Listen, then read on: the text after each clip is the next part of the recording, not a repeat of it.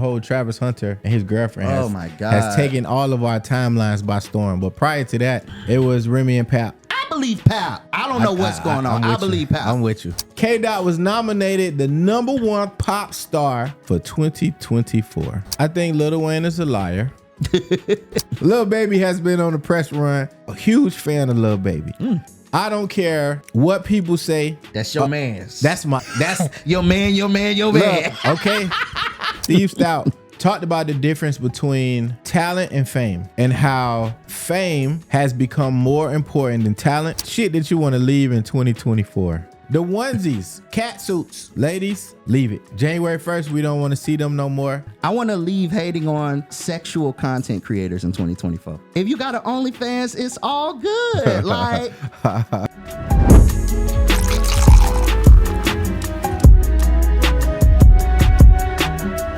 Yo, what's good, people? It's your boy, Way More Fly Than You. Welcome to the Audio Dope Podcast, Season 2, Episode 2. Merry Christmas. Ho, ho, ho. Happy fucking holidays. This is a holiday, I guess, episode or edition or whatever you want to call it. Hope everybody is well. Hope y'all, did all your Christmas shopping. By the time you hear this or see this, Christmas will be well over. You know what I'm saying? Mm-hmm. So, you finished all your Christmas shopping? You did everything you needed to do? For the most part, but freaking that shit is hell out there. I was out by what is it? The Planet Fitness I go to is in Cumberland Mall. Ooh. So I'm just trying to go to the fucking gym. Yeah. And that shit is hell. All them folks out there trying to get gifts at the last minute. They had an active shooter out there. You seen that? Today? No, it was like 2 days ago. Oh, I'm about to say. Yeah, it was an active. I want to say it was, if it wasn't yesterday, it was the day before, but there was an active shooter in the mall. Like, I follow ATL Scoop. For those of y'all that follow ATL Scoop, I follow them too. I need to turn my damn notifications on. It was an active shooter. Somebody recorded people running through the mall, all frantic and everything like that. So it's like a flip. Like, I would like to actively keep myself away from shit like that. Yeah. But at the same time, little scoop and grab, take off and run. Yeah, but you gotta know what's going on too. Like I follow. That's why I follow ATL Scoop, and then it's another GF. There you go, yeah. GA followers. I follow them too. But yeah, man, it's Christmas 2024 again. Hope everybody is in good spirits, and the holiday season is hopefully I'm ready for this shit to be over. But Merry Christmas to you and yours for sure. New dope. What you listening to? What you playing nowadays? Or this week, I should say. Not even nowadays. Last week, what's new? Obviously, this is a project. Okay. I ain't really got into it yet. Okay. I don't want to get killed by that there. You know what I think it is? It's two things. I was telling one of my peoples this, right? I have this like weird thing where like my mind compartmentalizes shit. So if you tell me it's a deluxe, I don't really do deluxes. I feel like deluxes are like just like leftover. So this came out and then they added shit to it. So SOS came out 2 years ago. 2 years ago. The project that just came out is the deluxe of it, but it might as well have been a new project because it's 15 additional songs. How many was on the original? Ooh, it was a lot on there. It was like 19. So they added 15 new songs? Added 15 brand new records. That's interesting. Yeah. So they call it a deluxe. I mean, some of the records I heard, like I love the song Drive, the one where she got the video with Ben Stiller in it. And obviously everybody heard the joint with Kendrick? I haven't heard it at all. 30 for 30 where they flipped the Oh, I did. I heard that song. Yes, I did. I heard that song. And he tightened up the mix. Please. Oh my God. But I love that record too. But yeah, I'm still trying to work my way through that. Okay. And then it's a lady out in the UK, Sasha Keeble. Like, I've been banging the hell out of her recent record called Why. So, man, there's something in the water with R&B over in the UK. Okay. They fucking amazing. So yeah, I'm jamming I know you're gonna laugh at me for this though. I'm jamming the Snoop and Dre album. It tracks. It's really good. Okay. My favorite track on there is Pressure. It's with Snoop, and I think he go by the initials KAAN. I don't really know too much about him.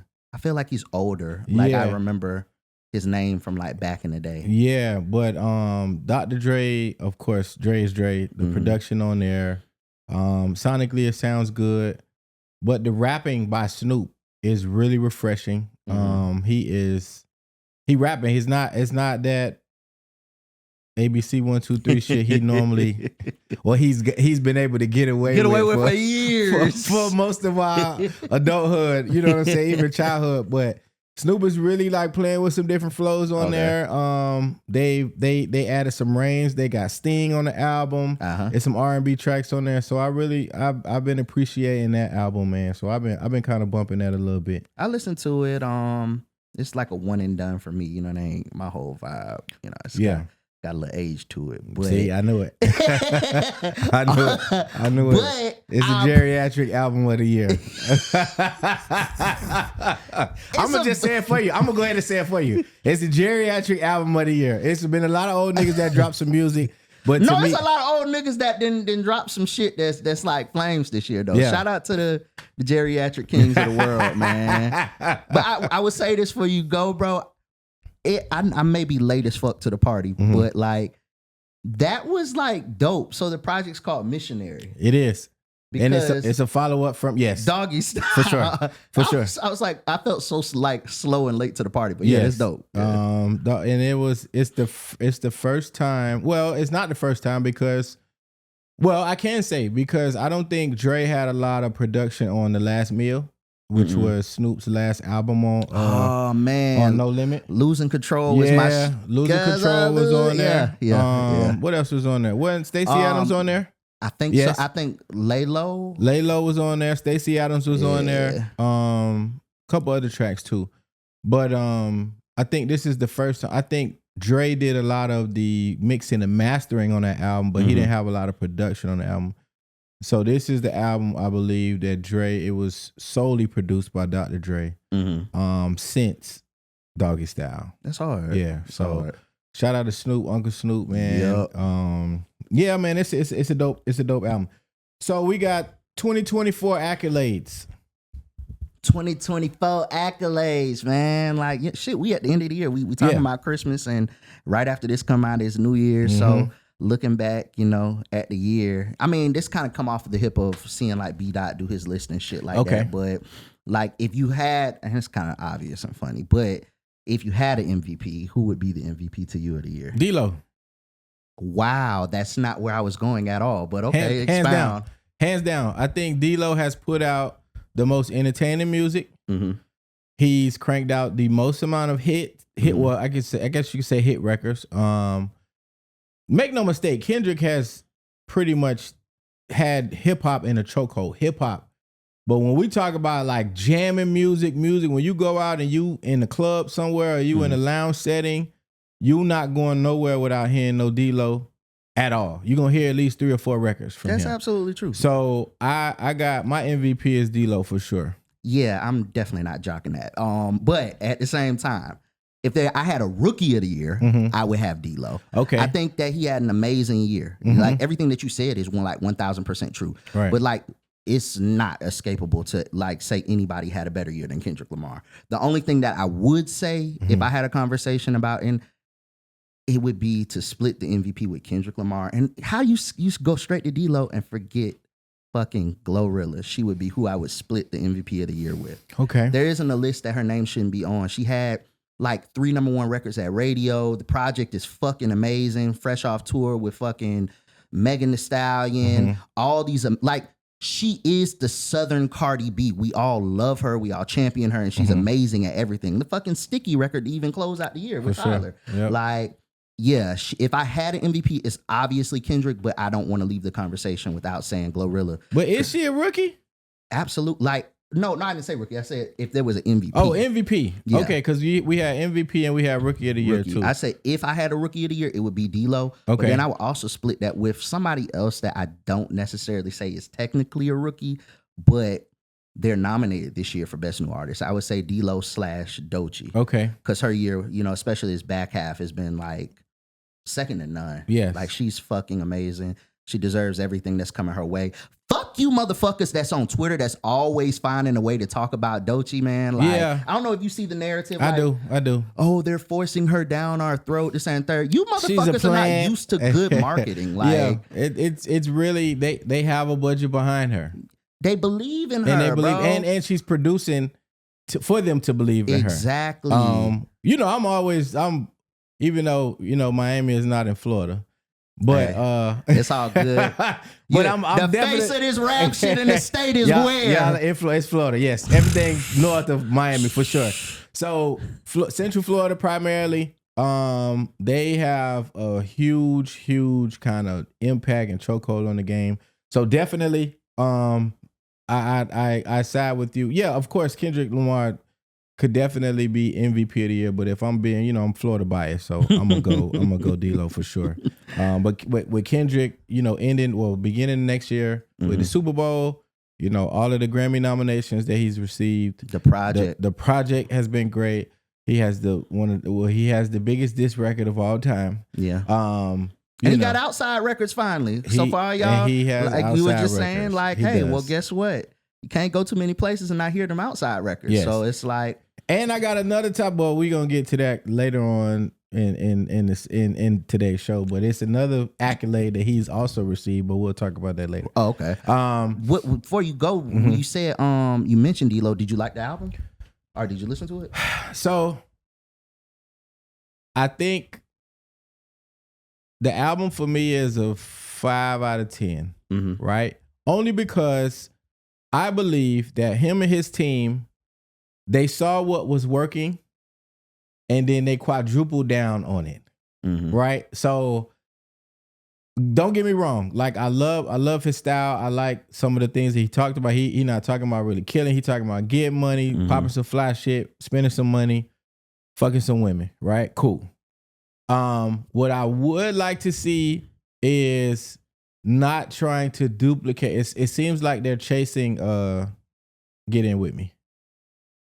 Like context wise or like production? They're production wise and the feeling that record had. I don't think that they're going to be able to duplicate that. I think he should venture out and work with more artists. But the album sounds like they're trying to get another Get In With Me. And that part I didn't necessarily like. It's a couple of records on there that I did like, but it got repetitive after a while. I think I get what you're saying. I do see that he's worked with more producers. So like some of the sonics of the project feel different to me than Get In With Me. My only issue with it was just how long it is. And I think that's where like you're dealing with like repetitiveness. Yeah. You know, he's not an artist for just like layers and deep thought. Oh yeah, for sure. No, you know, not and there's all. nothing wrong with that. There's nothing wrong with that. But when you're that type of artist, like we don't need a 20-song project. No, you know what I'm saying? Give me 10 jams, maybe 9. and let's get out the paint because he told you in the interview the song's gonna be 2 minutes long and we gonna run these shits back and it's gonna be a vibe. But like 20, like I think it was like almost like 20 records. Yeah, that is a lot of music. And I don't like the title. D-Lo Curry? I hate the title. Why not? That's corny. That's corny. Like, come on, bro. Like, y'all put no thought into that. I get it. You know what I'm saying? And I guess with the whole sports and him appearing on Sports Center, that was dope. But come on, bro. Like, y'all, no, not D-Lo Curry. Dog say you're a baller, No, I don't. Yeah, I get it. I call it something else. Mr. Ballerific or something. Like, not no D-Lo fucking Curry, bro. Like, don't do that. Like that was enough for me to just say. It was very cringeworthy. We talked about this man on this podcast before. Dame Dash is now upsetting a lot of his peers. Primarily one of those peers being Nori. He was on a Dame Dash, him being Dame Dash, was on a podcast, and somebody asked about. Let me just say this. I have a lot of respect for Dame Dash. Yeah. But I've also lost a lot of respect for Dame Dash because he's very wishy-washy with his dialogue towards Jay-Z. Yeah. Some platforms he'll stop people in their tracks and say, "Hey, listen, I don't want to talk about him." Yeah. And then other platforms, that's all he's talking about. And it's weird. You know what I'm saying? Dame, you are a serial entrepreneur. You Mr. Pause, you Mr. Chatty Patty, Mr. I don't talk about men. Like, I would like to see you hold that, that narrative. Like that's what we know you for. You went on the Breakfast Club and you were adamant about not wanting to talk about other men. Now, every time we scroll our phone, you on there talking about other men. He was on a podcast. He mentioned Jay-Z was the topic. He went on and on and on. And then in his comment, he basically said that Drink Champs is not going to be able to save Jay-Z from this one. I don't know what he really meant by that, but apparently Nori took offense to that. Yeah. So Nori released a statement basically saying, I got respect for you, but don't fucking play with me. Yeah. In so many words. And I understand where Nori was coming from because Dame do that shit. And I think a lot of niggas let him get by with that because of his reputation from past, right? Of course. Music, of course, a music executive. He put niggas in movies, State Property 1, State Property 2, Paid in Full, of course, is a cult classic. So a lot of people, like, they just let it go in one ear and out the other with a lot of the bullshit he be doing. But I think Nori said he had time. So, and I agree with everything that Nori said. And he did it in a respectful manner. I mean, I didn't see what Nori said, but I've seen like the clips, with Dame over the past month, or like it's been a while actually. Yeah. And much like you said, like a lot of it comes across to me as bitter. I don't feel like a grown man with false teeth in his mouth really should be doing as much talking as he do. Like, he could vibe on that there. Like every time I look up, he talking about Jay. Yeah. And it's time to let it go, bro. It's like, honestly, time to let go. It's nothing but respect, because he's accomplished a lot. Yes. But yeah, some of that shit he could kind of like pipe down on. And I get a lot of people will say, oh, well, Jay-Z stole the company from under him. Jay-Z did this, Jay-Z did. It's like there's a narrative that Jay-Z is just this Darkwing Duck type of evil character that just swoops down in the middle of the night and just does all this wrong to people and then goes back into his castle and hides until it's time for Beyonce to have a concert and then he pop out again. Like, it's weird, man. Even if there's three sides to every story. Absolutely. Your side, my side, and the truth. And again, I've said this countless amount of times. What Dame always does is talk about what everybody else does. Now, he gets on Jay about Jay being a snake and this and that, but he don't never talk about what he did to Currency. Yeah. You know what I'm saying? Yeah. So if you're going to be fair, also talk about or hold yourself accountable to the things that you did during that whole Rockefeller era as well. Talk about how you used to treat people like shit. Talk about how you used to throw chairs at niggas. Talk about how you used to cuss people out on camera. Yeah. This is not nothing that we made up. We've seen these things from the Backstage documentary to YouTube clips and all this other stuff. You got some people who consider you friends that say you a snake. Jim Jones being one of them. Cameron being another one. Currency, who was early on in his career, pretty much because he's so cool, he never really outed you, but he did say like you fucked him over. Some bullshit. Yeah. So it's like you not perfect either. I mean, in the statement itself, like, was just unwarranted. Like, Dream Champs can't save you from this. It's like, nigga, why are you throwing my? Like, it don't even got nothing to do with corny. It was so corny. Ain't Drink Champs on like Revolt? Yes. And that's the name that should not be mentioned. That ain't got nothing to do with Hov. Correct. So it's like, correct. Yeah, bruh. Yeah, I don't like what Dame doing, but whatever. So and more, I guess, hip hop drama news. Of course, everybody all week. Well, not even all week, because now the whole Travis Hunter and his girlfriend has taken all of our timelines by storm. But prior to that, it was Remy and Pap. Are you well versed in that saga? I'm not well versed in it outside of like she was fucking the nigga in their house or some shit like that. I believe Pap. I don't know what's going on. I believe Pap. I'm with you. You know? And everybody like to champion Remy. Like, I was here with Remy when she beat the fuck out of Nikki. Yeah. Fuck the Barbs. Right. I was here with her when she beat the fuck out of Nikki. Correct. Hold that L. But outside of that, we like put her on this pedestal like she untouchable because she gutted a bitch. Yeah. Like But she even with a boxer, bro. Yeah. That hoe a knockout. Like, let's be real.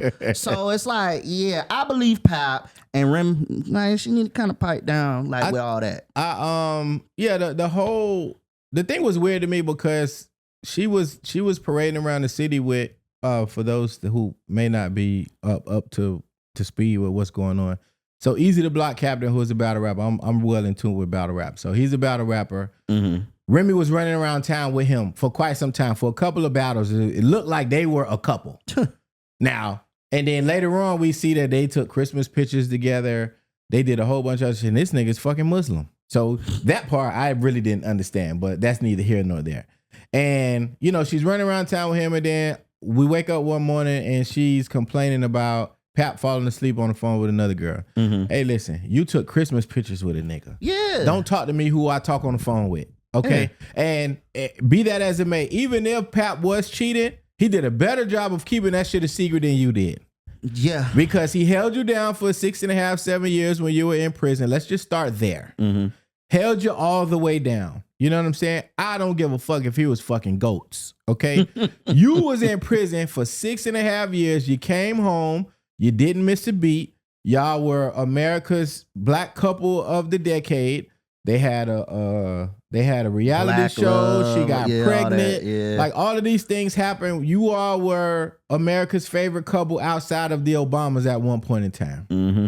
You know, now we see all of this drama about both of y'all was cheating on each other. I'm tired and I don't even want to hear no more about it. Y'all just need to go y'all separate ways.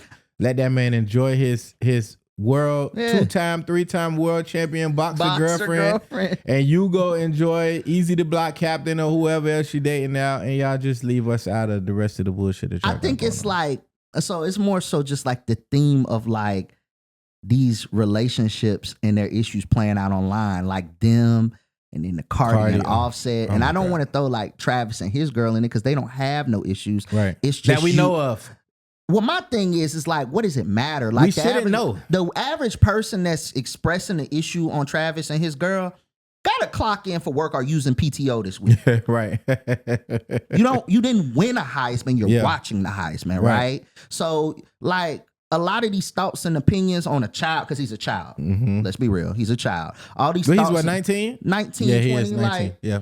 All these thoughts and opinions on a child's relationship, bro, from fucking grown ass adults. Right. You niggas got rent, mortgage, children, illegitimate children you're trying to take care of, all this shit. Yeah. And you got fucking an opinion on a Heisman Award winning child. Right. Like, I don't know if you ain't accomplished nothing as a child yourself or like you ain't get hugged by your pops, but like it's just like a disgrace. But like between the three of them, it's just these issues playing out online and we have to sit back and watch them. It's just like ridiculous. And then let's just put yourself in the shoes of a 19-year-old. Oh, we been there. Child. Yeah. Or young adult. A young adult. College student.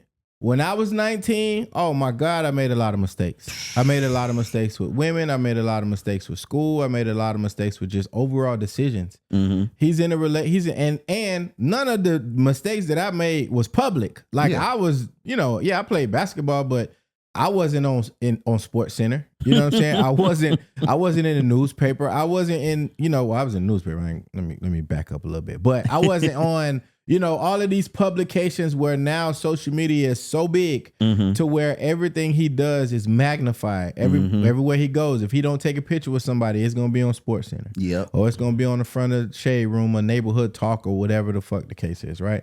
So I just want people to also give the young man grace, bro. He navigating, not only is he navigating, taking care of his family, because he's, if you actually watch, did you see the Pivot with him on?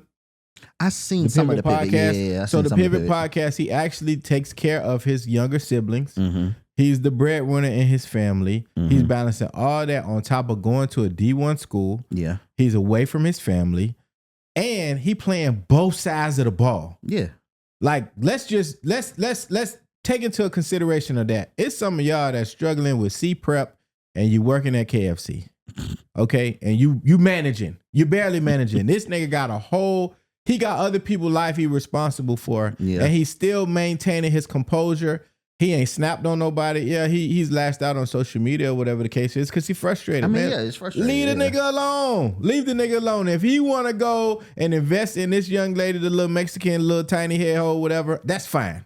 You know, I have no problem with her. I have no problem with their relationship. I'm just tired of hearing of it. Yeah. And I know what it was like for me when I was 19. I was in love with a few people. Yeah. You know what I'm saying? I didn't make the best decisions with women. I didn't make the best decisions at all at 19 because you don't know shit at 19. It's social media allows us to pacify or think like our opinions hold weight on another person's relationship. Like in the most literal sense, if it don't make you like if what I eat don't make you shit, correct. Like that whole statement, right? Yeah. Like that's what it is most literally. Why are you worried about another person's household, let alone a fucking child? Mm-hmm. Like, you know, so I just hate the space that it's in. I don't care for it for them because, I mean, even when we're saying, oh, he's making a mistake, what is the technical mistake? You know what I'm saying? Like, what is the technical mistake? We all have had a relationship with a young lady that we probably shouldn't have been with. I know I have. A few of them. I done did it in my adult life. But at the same token, who's to say they not supposed to be with each other? Yeah. That's not our decision to make at all. If he want to, you know, utilize his time and invest in the late, and it's not like they just got together this year. Yeah. They've been together since what, high school? They've been together for a while, for a long time, bro.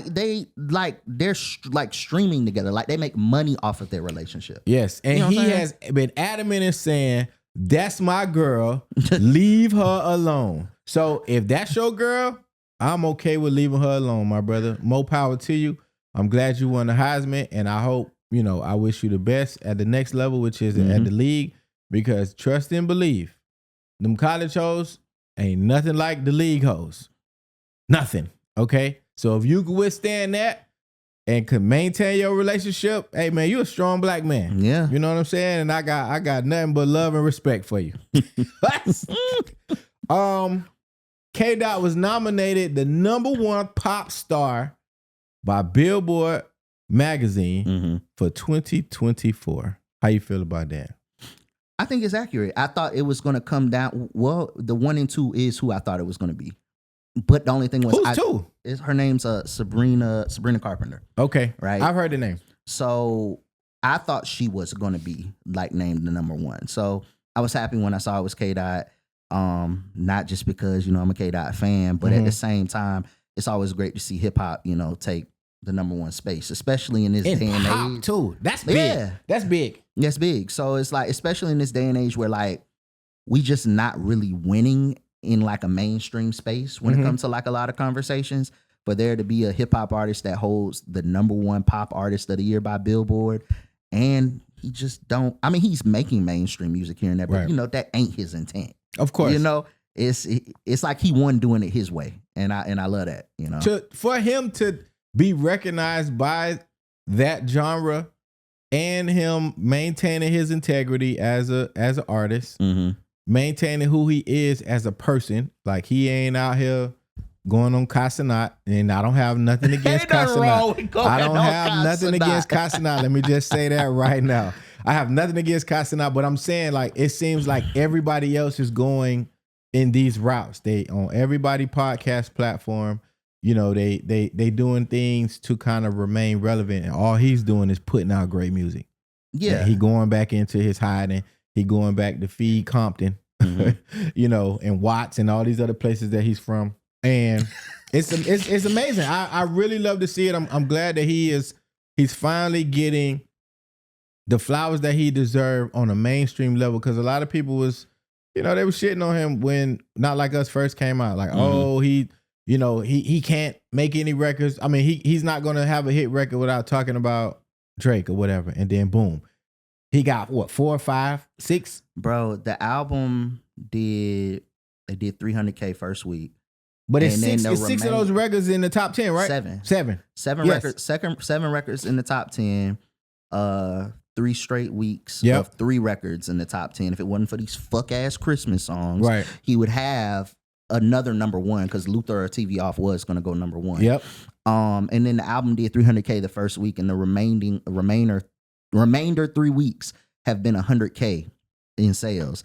Where you know how most hip hop albums these days, right, ain't even doing 40, 50K. And Not Like Us is not even on the album. It's not even on the album. So it's not even on the album. So you can't sit there and say he's selling all of these records because they threw the biggest diss record of all time on the album. Yeah. And Not Like Us is nowhere near on the album.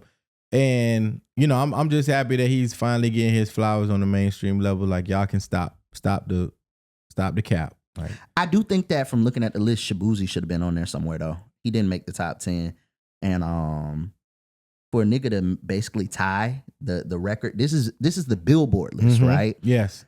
So for Billboard to make this list of top pop artists from the year, and you have an artist that has tied the record with what's his name, Lil Nas X and the Old Town Road at 19 weeks at number 1. I think it's just due for Shabuzi to have that space, you know, in that top 10 as well too. But I mean, outside of that, the list, you know, it's dead on accurate. Yeah.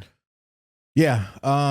I didn't get a chance. I saw the number 1 spot for sure. I didn't see the rest of the list, but shout out to K-Dot. Like I'm happy about that. I am. Speaking of K-Dot, Wayne clears the air that him and Dot had a conversation. Do you? Yeah. Do you believe that that's accurate? Not that it's accurate, but when do you feel that conversation was had? That's where I'm trying to figure when the conversation was had. I have like my theories about it.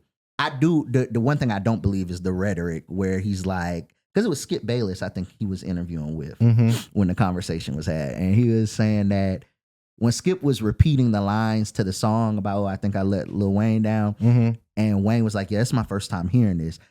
So he's notably known to live in this bubble, right? That where he so he says he don't know what's going on. I always go back to him saying like he thought 21 Savage was a group, like so he lived in this bubble. So he say, but I highly doubt it was the first time he heard those lyrics to that song. I don't know if and when the conversation took place. I think it took place though, because I think at the end of the day, that nigga Wayne gonna come out at the Super Bowl. So a lot of those frustrations and stuff, because I even seen Juvenile show his ass when the announcement came out. He was in the car spazzing, spitting in the camera as a grown man. Yeah. and then they turn around, him and Manny were sitting on somebody's podcast, you know, basically kind of recanting that conversation. These niggas want to be on that stage, bro. Because you know what happens when you perform at the Super Bowl? It's an uptick in the streams on your old projects. They need that money. They want that money. Yeah. So pride get put to the side for the moment. And I think that's what's going on with Wayne. I think Lil Wayne is a liar. Let me just start there. No, let me start with I love Lil Wayne first and foremost. I feel like you can be a fan of somebody, but still call them out on their bullshit. Yeah. Lil Wayne is a liar. All of this talk throughout his career, he's been lying to us. You know what I'm saying? Niggas say all the time, well, one of the lyrics, what, I don't drink champagne and make my stomach hurt. This nigga drinks. Like, come on, Lil Wayne, don't lie to us. He volunteer lies too. All of this, I live in a bubble and all of this other stuff. You got too many kids who are of age to have phones, social media, and they are tapped into the culture for you to sit there and lie to us talking about you don't know what's going on in pop culture, hip hop culture, or just culture period in the hip hop space. That's number 1. Number 2, I do agree with you when you say this is a cleanup for the Super Bowl. I feel like he stuck his foot in his mouth. He jumped out there. One, he probably didn't listen to the song, because if anybody with any type of common sense, you can have an 8th grade education and hear that this man was giving you props, but he was disappointed that you didn't give him a congratulatory message of some sort. He's literally been, and when I say Kendrick has literally been on record saying how much he loves Lil Wayne, bro. How much he's admired Lil Wayne's style. He's the most influential artist that we've ever seen in hip hop culture to date. So knowing all of this about K-Dot, and then you still go out and stick your long neck ass out there and make that dumbass tweet, it just shows that 1, you were careless with your platform. 2, somebody probably called you and told you, hey, I think you read that wrong. I think you're a little wrong about that. And this is a golden opportunity that we might not want to fuck up. Yeah. Because this could definitely be the third wind to your career because Wayne is slowly declining. He is. And what stature would you say? I think he's slowly declining as far as music is concerned because he is so active that we get tired of hearing Lil Wayne. What do you think is the cause for that, or what would you say? I think Wayne is just he's a creature of habit. He's a workaholic, and I think Cash Money only know one way. Yeah. Work. Put out. And Nicki and Drake were the ones that they broke that cycle because Drake will come out once every 3-4 years or whatever. He'll hop on the pop records. Yeah. But he's not hopping on hip hop records that often unless he working with a 21 or he working with a Thug or he working with a Future in the past, right? Nicki will tour, Nicki will tweet, Nicki will do all of these other things, but she's not hopping on hip hop records like she did unless it's with a Drake or with a Wayne. Yeah. Wayne will work. He's in the studio every single day. He hopping on songs with NBA Youngboy. He hopping on songs with Lil Durk. He doing records with Lil whoever shot your mama. Yeah. He's active. And I think that it has slowly began to hurt him because we don't really get excited about a Wayne verse anymore like we used to.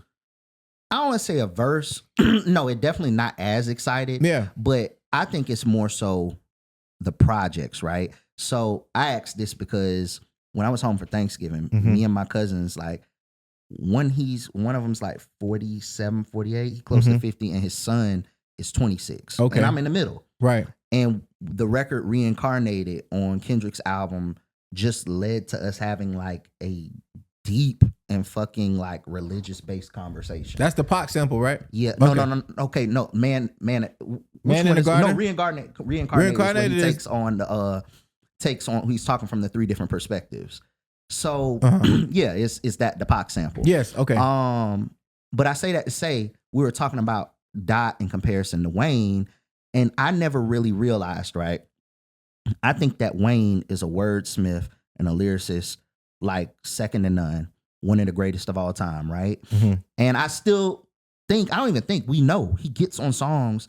He was just on a Cordae record this year and like ate the shit the fuck up. Yes. You know, he's still that sharp and that amazing. But what I never really realized is contextually, he don't really got that much depth to him. Oh yeah, of course. So I think that's where he's a one-trick pony, and for him to make albums at this point in time or projects, we just not looking forward to it because it's like the same way we was talking about Boss Man D-Lo. I don't need 20 songs of you. You're not really talking about much. Wayne ain't at this point in time in life like got much depth to him for us to like really like live with and like enjoy. He's never really all of the stuff that we heard. It's probably 2 albums where Wayne has actually gotten.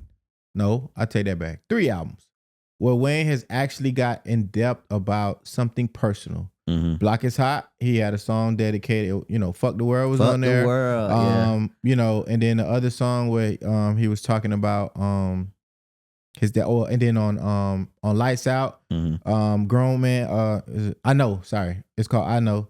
Where he's talking about having a daughter, missing his pops that passed away. All of those records, and then I think maybe Carter 3 was another record where he got in deep with his emotions and stuff like that. No, Carter 2 because he had a song on there, Receipts, when he was talking about his relationship with Trina.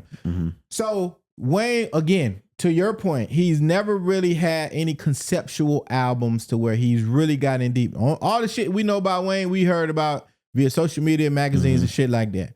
Drama, his breakup with Trina, that was public. We knew Reginae since she was in diapers. Yeah. You know what I'm saying? And then all of his relationships with Christina Milian and Lauren London and all these other people, we don't know about none of this shit via the music. Nah. So my only thing with Wayne is I just feel like conceptually he has been lazy. We approaching the Carter 7? Come on, bro. Stop calling it the Carter. Call it something else. Call it Dwayne. Call it Please call it Cash Money Reincarnated. Call it whatever the fuck you want to call it. Just retire the Carter series, please, because it just speaks to just being lazy. Yeah, like you've lived enough life. You've lived enough to where you can really give us an album for you real. You ain't really talked about the shit that went on with you, Baby and Slim. He definitely ain't. That's what I'm saying. You ain't talked about the shit that had your issue with BG.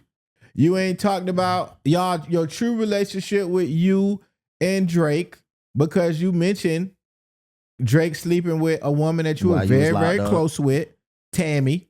You made one bar about Tammy. We never heard about Tammy again.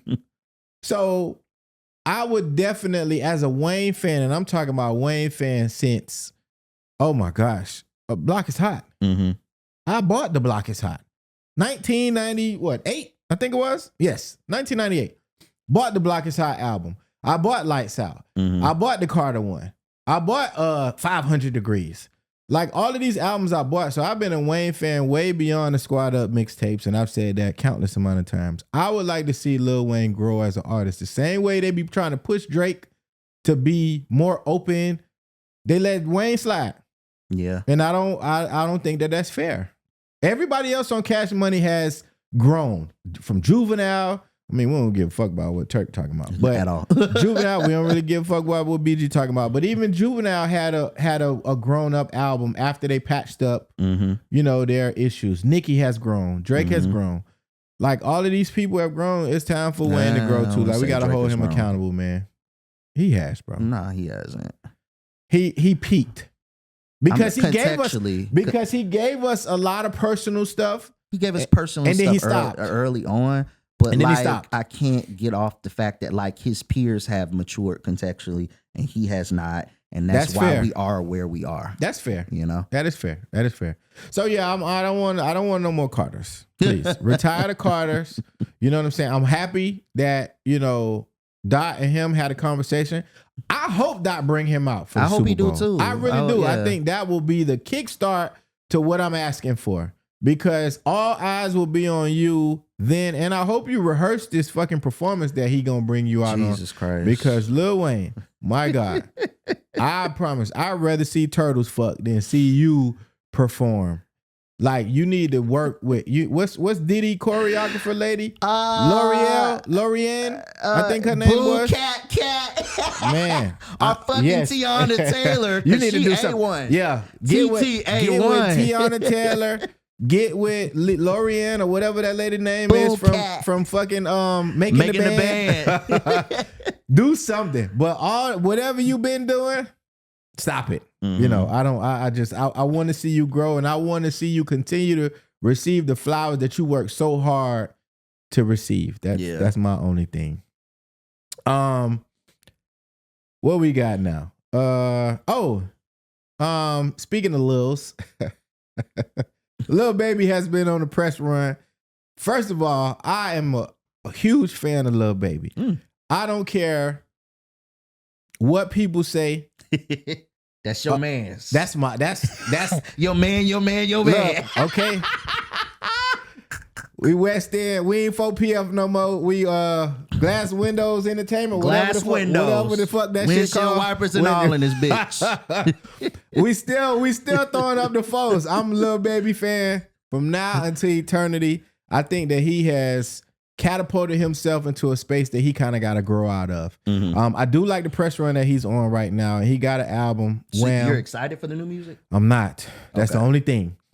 I like when Lil Baby talks because you can see the evolution of him actually maturing in a space that he was very uncomfortable in, which was speaking in public speaking. Yeah. So he wasn't very vulnerable when he first came out, very quiet in interviews, things of that nature. Now you see him kind of opening up. But I blame that on the internet. The internet is weird. It's very, yeah. They attack people, you know what I'm saying? They attack his, I understand. They attacking his family. Mm-hmm. They're attacking everything that he does, and I don't necessarily like that. But Wham, you gotta, the music that you've been putting out, Wham, I'm not the biggest fan of it. Somebody tweeted that shit. I'm not calling that nigga Wham. That is Lil Baby, bro. Yeah. And no, I'm not excited for the new music at all. I don't like the Twin record. Every record that I've heard from him, thus far, it just ain't hit And that ain't even me hating It's not or whatever. But like if you subjective. like look at like it's just not moving nothing. Like nobody's playing It's it. not. Like for real.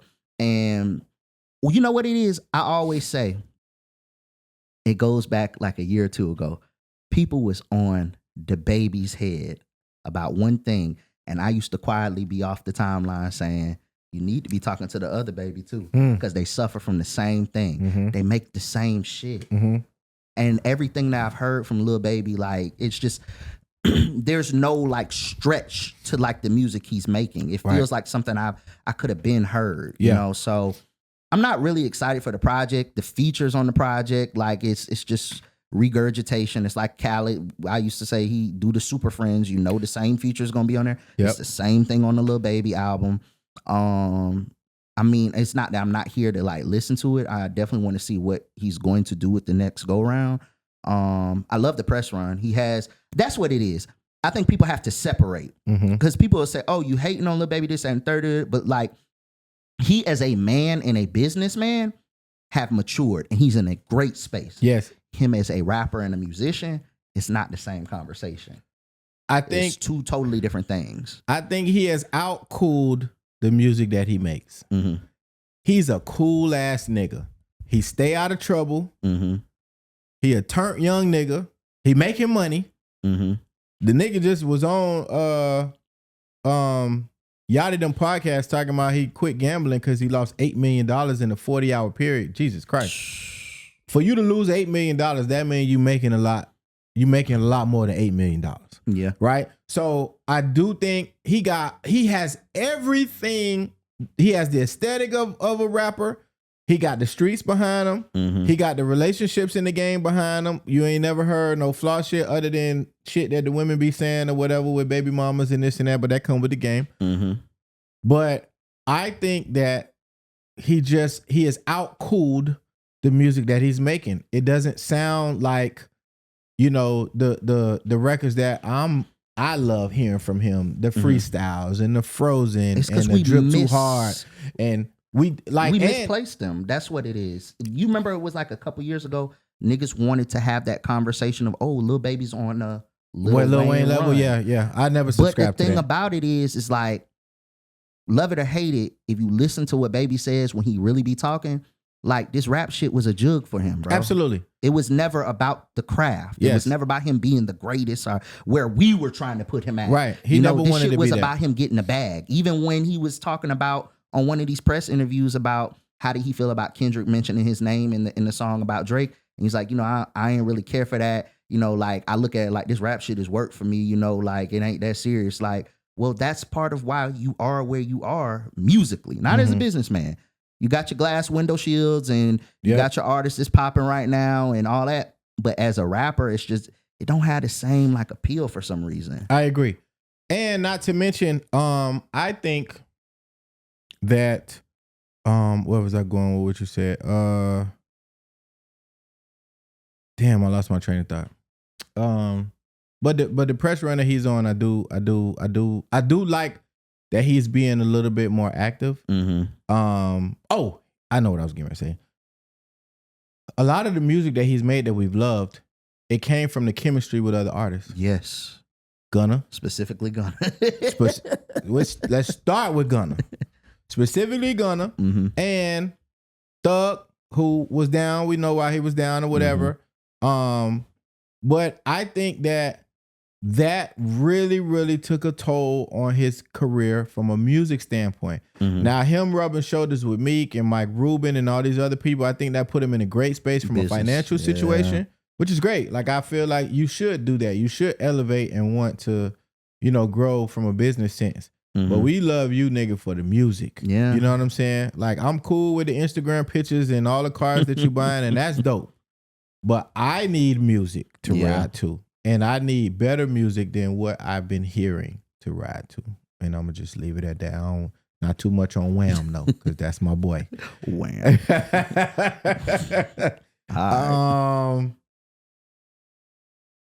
So I was on Instagram. I think it was earlier today.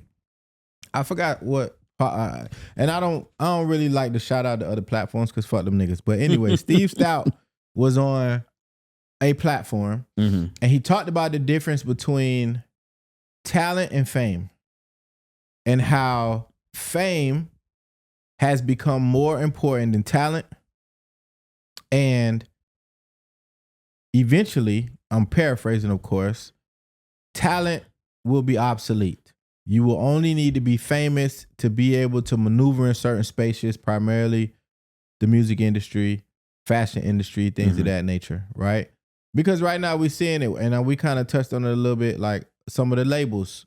When we were comparing the labels to TDE, how they going after the more popular Instagram people, like people going on the radar and they have one good freestyle, and now all of a sudden they the next hottest artist, and I don't necessarily agree with that. Yeah. So I wanted to get your take on what do you think is more important, or if it's an equal balance, or you should, between talent and fame. I mean, so I saw the clip too, and I love the clip because it is very, like, unfortunately where we are. It's not even a thing where we are. It's an unfortunate thing about where we are. And what he said was he thinks the new fame is going to eventually be, and I can't say words correctly. Anonymity, I think. Anonymity, yes. So, and yeah, I think that's where the eventual shake will be. We are in a place, unfortunately, where fame supersedes talent. You know, your numbers, because the thing about it is, in a digital space, a lot of numbers can be finessed when it comes to situations. And honestly, you and me could like cut this podcast and start rapping about like let's do a freestyle about some just salacious bullshit, right? Right. With the right headline, and you put that shit out, and it could catch wildfire. And guess what you're gonna be? You're gonna be on the A&R's report tomorrow. And that's just like very unfortunate. It's a lot of very talented like singers. It's a lot of very talented rappers that just don't see the light of day. And I was telling somebody the other day that was like, how do I feel about, like, you know, artists that, you know, need develop? I think artist development is going to be the new turn in music. There's too many one trick ponies, like flash and bang artists that come out, pop. You know, we done signed them off of a viral clip, and then it's hollow. Right. There's nothing to it. And you can only make money in the moment for that, but there's no, like, what we're seeing with Doechii, like they're building a superstar. Oh, yeah. You know, so what he said is very true, is very unfortunately where we are. I think that fame has superseded talent. It's not even in the same space. Fame has superseded talent. Beforehand, like he was saying, if you were talented, fame was just, you know, the cherry on top to the situation. Right. Now a nigga don't give a fuck about being talented, because you really don't got to be. No. You know, as long as you cause enough. You know who Dave Luntz is? Well, you've seen the morbidly obese man. Yeah. Okay. See that you don't know his name. I don't even know his name. Who I'm talking about. Big boy. So that goes to show you talent and fame. Right. You know what I'm saying? Like, you know of him. And then not even for the right reasons. Right. You know, and shout out to his white, you know, managers who allow him to, you know, take pictures bedside, you know, can't even breathe after performing. Yeah. You know, like, there's no care or concern. Yeah, I don't know. I'm not even going to say that. Say what? I was going to say something that was really, really mean. Nah, shoot it into the atmosphere, bro. Like, I don't know how much time he got left. I don't either. I say that all the time without saying it on Twitter, but I say we're watching something that we know is going to take place. Yeah, I think it's so unfortunate. You know what? I take that back. I'm going to say it, because I think that we're in these spaces now where people are just honest about where we are, like health and fitness, health and wellness, mental health, wellness. All of these things are prevalent conversations in today's society. He's too fucking big. Entirely. He is too fucking big, okay? And whoever is in his camp, please help this man survive. Because he, in my opinion, he dying right in front of our faces. He literally is. And I didn't know his name until you even broke it down to me. Like, I've seen, you know, some of the clips or whatever, and I'm not really wild about what's going on. I think he's a spectacle. He got some songs. I ain't going, like, I can't put down the cup. That's my shit. Like, he got some songs, right? Yeah. But it's a situation where the fame supersedes the talent in the situation, and the people around him Like, you just honestly can't care or give a fuck. There was a clip that went viral the other day of him getting a standing ovation. Like, people going crazy because he stood up from a couch. Like, look, what are we talking about? Like, they're laughing at him. Like, everybody is cheering on the persona of who he is. Mm-hmm. And I mean, I'm pretty sure he got some talent. Like, I haven't really tapped into whatever he got going on, but I really believe it's more of the aesthetic of just him being this obese, my 600-pound life type person. Definitely. You know what I'm saying? And that's just what it is, man. Bro, go lose some weight before you don't be here. You know what I'm saying? And I'm all for, people taking a hold of, health and wellness, physical fitness, stuff like you in the gym, you constantly active. Like, that's what we should be championing, right? Yeah. All of this other bullshit, like him, they clapping because he stood up. Are you fucking crazy? Like, what are we talking about here? Yeah. Man, this man, at one point in time, he performed with an oxygen tank or some shit like that, didn't he? I'm like, come on, man. He performed with an oxygen tank. I'm not entertaining that. He was in the studio rapping and breathing like he done ran a mile. Like, it's unfortunate, you know. Boy. But we know about the fuckery. Google Big Pun. Yes. Google Big Pun. Yes. Dave, whatever your name is, Google Big Pun, okay? And then you need to start yesterday on some type of plan to help you lose some fucking weight. Because if you don't, we're going to be talking about you in the past tense. Yeah. Put down the cup. That's my take on that. You know what I'm saying? So we have, before we wrap up, you put something on the docket. You said shit that you want to leave in 2024. You got do you have a list of things, or you just got one thing, or we just gonna shoot some shit off? Shooting shit off, man. Okay. Well, yeah, you go first, because I got a couple. I got something that I know we both gonna say. I want to leave academics in 2024. Ooh, talk about it. I want to leave, talk about it. And Zeus Network. Yeah, I want to leave fucking because I love that YouTube is about to start cracking down on like the salacious headlines. I want to clickbait. Clickbait headlines. Yep. I want that to like become a thing across like all social like media outlets, because make motherfuckers actually work for our attention again. So I want to leave that in 2024. Let's leave twerking in 2024. This not new. This isn't anything that I haven't said on this platform. Let's turn it down just a little bit. Okay, let's do something else. You know what I'm saying? We talked about it before.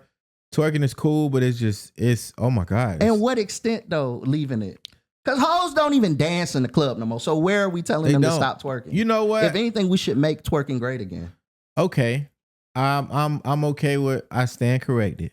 Let's leave putting the fucking bottle on top of your head. Yeah, I don't know who came up with that goofy shit. Let's leave putting a bottle on top of your head in 2024, wrapping it around your head. We're gonna wrap that shit in a box too. Okay. Yeah, let's leave that. Let's leave the baby hairs too. Oh, the swirl? Yeah. Yeah, I don't leave fuck that. With the swirl. Oh my God. I don't fuck with the swirl. That Chinese Negro shit, like, I don't know. The curse of baby hairs, let's leave them. January 31st, just take whatever toothbrush you was using, just go ahead and scrape it all the way down. We don't need to bring that over into January 1. Leave that be. Leave wedges in 2024. Wedges should never been in 2024. They still here strong, just That's like crazy. their platform. The onesies, cat suits and dunks. Ladies, cat suits and dunks. Y'all, we had a good 12-month run. Go ahead. Okay, leave it. Don't bring that. January 1st, we don't want to see them no more. I'm okay with dunks. If you're going to wear the cat suit, leave it in the house. Cat suit and dunks, the combo, that's what I'm talking about. Let's not, okay? Let's leave that there. I want to leave hating on sexual content creators in 2024. Expound. If you got an OnlyFans, it's all good. Like, let these people make their coins. Like, I'm all for getting your bread and getting your head all in the same motion. I have a caveat to that. Miss B Nasty. Let's pick another venue to play with your coochie. Not in She the do car. it from a car seat, right? Not in the car. Yeah. Okay, let's pick somewhere else. You know what I'm saying? You got Ruler. You follow Ruler on TikTok. Ruler being his you gotta follow Ruler. He is hilarious. He the skinny little long neck kid. He had the glasses. He be in the closet with the belt and be yelling at the top of his lungs. Like, he's funny.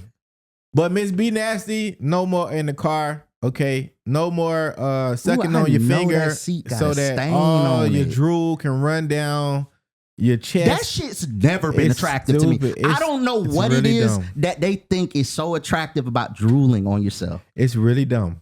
It is. It's so don't you got? It's not sanitary. And then you got the clean spit get hard and it stank too. Please, okay? Like, so ain't nothing attractive about that. Please stop drooling on yourself. Quality titties on Titty Tuesday. We need to leave that. Well, we taking that forward but the non-quality titties, we need to leave that in 2024. Let's just make sure, you know what I'm saying? I'm not talking about saggy titties. Like, I'm an advocate for saggy titties. I like saggy titties. I do. If they can't hang, it should have a little bit of sag to it. But the ones that droop, there's a difference between sagging and drooping. The ones that droop, and if they droop past your belly button, just go ahead and leave them.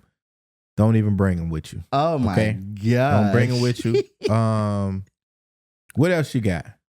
It's some more that we missing. It's definitely probably some more shit we missing. We tackled the baby hair. Mm-hmm. You say leave.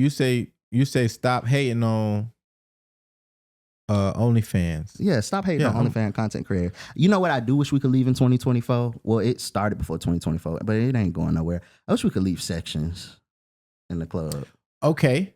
Like, true. Take all the sections out. Take all these fucking ottomans and love sofas out that bitch. It's no more dance floors. It's no more dance floors. Yeah. Bring back dance floors. Okay. Yeah. Scramble the Wi-Fi in the club so you bitches can't be on fucking on Snapchat all night. Like, yeah. Lemon drops. Yes, I'm so tired. Leave lemon drops in 2024. Can y'all please find another drink? Tequila Sunrise is out there. We just forgot about Tequila Sunrise. Okay. Amaretto Sour. Y'all left Amaretto Sour out ago. To die, to hang itself. Okay. Long LITs. We just abandoned LITs and Amaretto Sours. And the recipes are gone, come on, bro. Man. Like, come on. Let's leave the lemon drops. Leave them in 2024. I know that's going to piss off a lot of the women. But we could find other drinks. You got martinis out there. Mm-hmm. You know what I'm saying? You got the French 75s I just got put on too. Yeah, I just got put on You know what I'm saying? Yeah. Like, it's other, let's elevate the class, ladies. Yeah. Okay, Lemon Drops, they had a good run. Okay, Lemon Drops was like LeBron in Cleveland. Okay? Had a great run. Got a ring. You know what I'm saying? We let's just leave it where it's at. Okay? And let's leave portable hookahs and at-home hookahs in 2024. Oh, man. This shit done got so bad, y'all niggas goddamn going through drive-thrus and picking up hookahs in styrofoam cups. About to burn your thigh while turning left at a traffic light. It is not that shit. You're not getting high, so what is you attempting to do? Oh, man. It's the aesthetic. Like, yeah. Let's leave that shit in 2024. I'm with it. Fall asleep and then burnt your house up trying to smoke a hookah. Can we talk? Tevin Campbell. Yes. Yes. Do we have another song? We have to. We gotta find one. We gotta find one. And I'm this close to saying, Fantasia, when I see you too. I'm this close. Very close. Are you there with Meek too? Oh, Dreams and Nightmares? Absolutely. Because I've been over that. Absolutely. It's a few songs we gonna put. I'm gonna give y'all 12 more months. Fantasia, you on the clock. Mm-hmm. Tevin Campbell, 12:31. It's a wrap. Meek, 12:31. It's a wrap. Yeah. Yeah, no, I don't want to hear that no more. I damn sure don't want to hear that no more. And then nigga, you look at a nigga in the club and they be rapping that shit like it's the first time they heard it. And you just heard it last Saturday. You was just here. It's the same venue. Same venue, same song. You probably was here Friday. Come on, man. DJs, expand your Serato. It's a whole bunch of music out there, man. Come on, let's elevate. Let's elevate. Shit you said. I got one. You want to go ahead? I got one for you. There was a tweet. It was from MovieBot. It said, "What was Ghost's biggest mistake in power?" You said definitely marrying Tasha. Yeah. What's your beef with Tasha, brother? I have no beef with Tasha. He definitely messed up with Tasha. She wanted to keep him where he was. Angela was where he was going. And what he was trying to do was leave the life. Yep. Tasha told you, I don't know what episode that shit was. I remember. Who you think you is? You the biggest, drug dealer and da-da-da-da. Like, she's a representation of,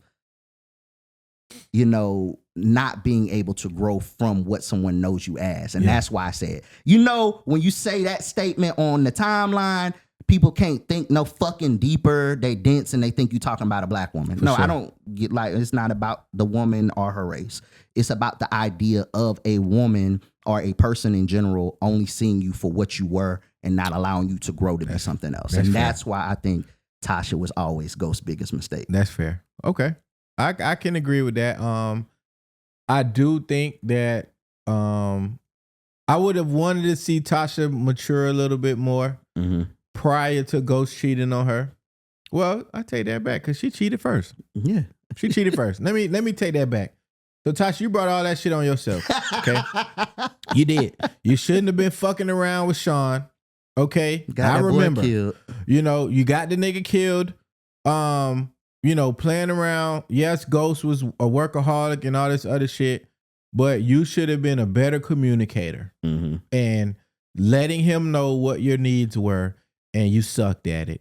And therefore, you got cheated on in the worst way possible because the nigga told you, leave me alone. I'm mourning the love of my life. And he was still married to you. Like, that was a bar. Yeah. That was crazy. That was crazy. That was a bar. Damn it, Tasha. I just lost the love of my life with a ring on his finger. Ghost was a bad boy. Oh, man. All right. So the one that I found of yours is, I just want to see where your thoughts were with this, right? Because I have my thoughts. You tweeted, just my opinion. But if you use social media every day, you can talk and text to the person you're interested in every day. Yes. So where's that come from? And, why is that your thought process? So there's a narrative going around of certain people feeling like, yeah, I like you, but I don't have to talk to you every day. And I feel like we're already in a society where women are weary of men who are actually trying, right? A lot of the stuff that the normal, and I consider myself a normal nigga. I'm chivalrous. I hold the door open for women. I am hospitable. I extend grace and gratitude, and I make a conscious effort to make women that are in my presence feel comfortable and feel secure. A lot of times I gotta work harder because all the weird niggas is out here doing weird ass shit. And when they get around a normal nigga, that seems like it may be manufactured or even fake. Like it's not real. So my thing is, if you like somebody, why aren't we at least speaking every day? I'm not saying we gotta have a 2-hour conversation every single day. But if you like me, I would like for you to show it because I'm just saying from a male's standpoint, the more you show me you like me, the more I'm going to go above and beyond to show you that I like you back in the form of courting, dating, affection, chivalry, all of the shit that y'all read in that Steve Harvey bullshit ass book. Right? But a lot of people think that you shouldn't have to talk to, I ain't in the mood to just talk to people every single day. But we log on to social media every single day. We scroll, we comment, we give our opinion. Everybody follow the Shade Room. Everybody follow Neighborhood Talk. Everybody follow Jasmine Brand. Everybody follow all these other bullshit ass media platforms where you spew and volunteer your opinion, Twitter, Instagram, whatever. So you mean to tell me you can do all of that, but not have the energy to actually give somebody who is actually showing you attention? I'm talking about somebody that's showing you attention, right? Mm-hmm. Not somebody who is, what you doing you to death every 3 hours. I'm talking about somebody that's actually putting forth the effort to get to know you. You know what I'm saying? Asking you about your day, asking you about, things that you like to do, hobbies. We trying to get inside your head so we can see, what type of dates we're going to plan. I'm talking about those guys. I ain't talking about, the nigga with an AC unit in his window that asks you, what you doing every 3 hours, and he got shoe boxes next to his bed stacked up to the ceiling and he don't have no dresser. Shit like that. You know what I'm saying? Uh-huh. So what I'm saying is, if you can be on social media every day, you should also have the energy to kind of contribute that to somebody who is actually putting forth the effort to get to know you. Effort to me it should be effortless. Mm-hmm. If you like somebody. Now, if you don't like the person, that's a whole different conversation. If you don't like them, then you just don't like them. And you don't have to, put forth no effort. Just let them know that you're not really interested. But the bitches that do be interested, they're going to put forth the effort. It ain't a time of day that you could call them. It ain't a time of day that you could text them that they not going to respond to you. So I don't want to hear that bullshit. I just don't. I just think it's the, I mean, I get what you're saying, but I think we look to standardize things when we were all like individuals. And what goes for one doesn't go for the other. What one is into doesn't mean that the other's going to be into. And right.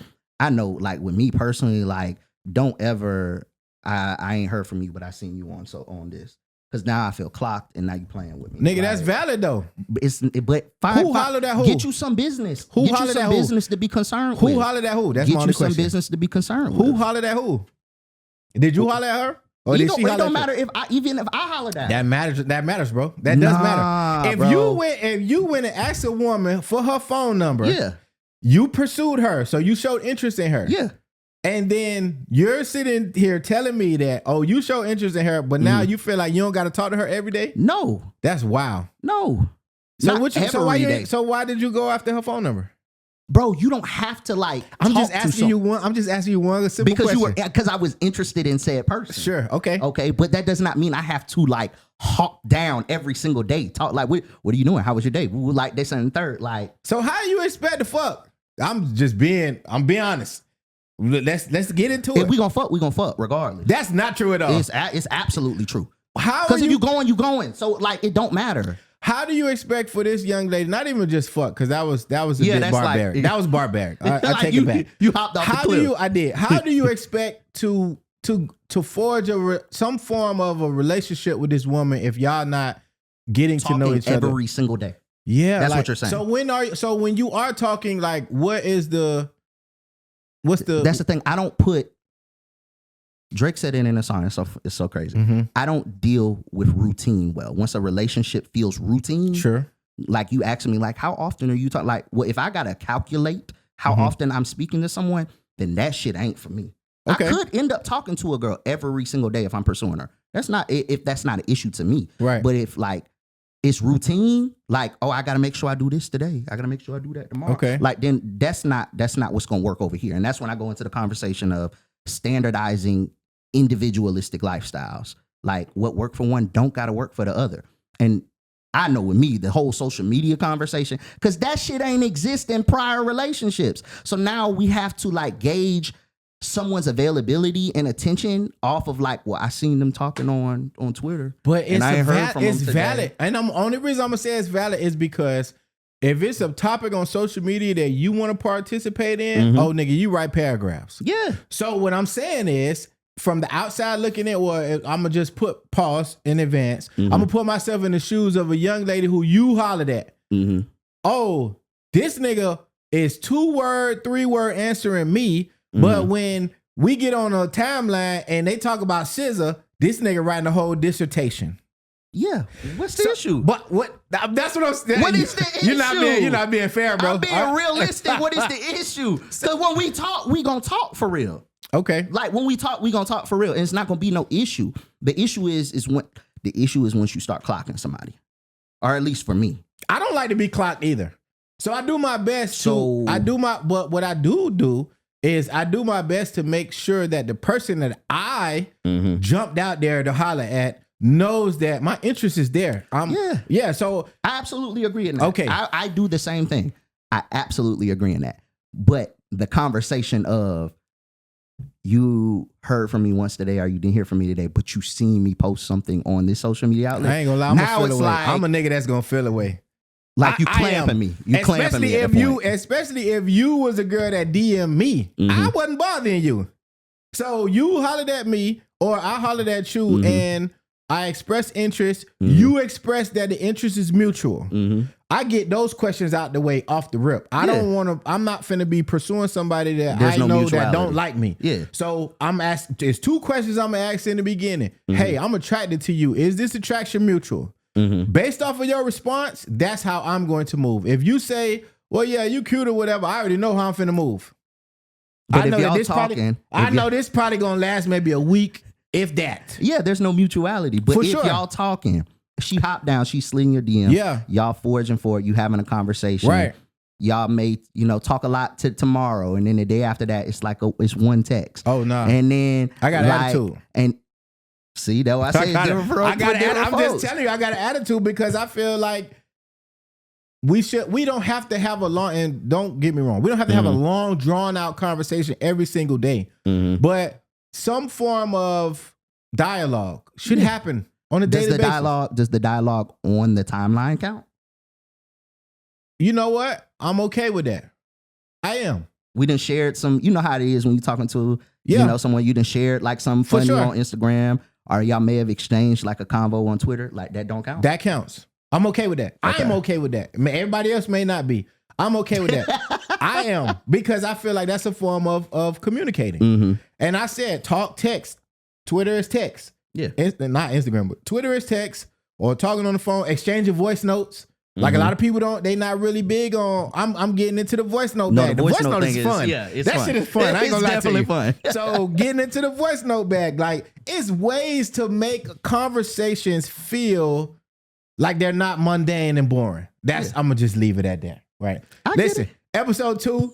Thank y'all so much for joining Audio Dope Podcast, man. It's your boy Way More Fly Than You. Check us out on YouTube, Instagram, Twitter, all of those platforms, man. Happy holidays. Merry Christmas. For sure. Happy fucking New Year to y'all. Y'all don't drink and drive and have a, we rolling in 2025. So yeah, man. And talk to them hoes every day.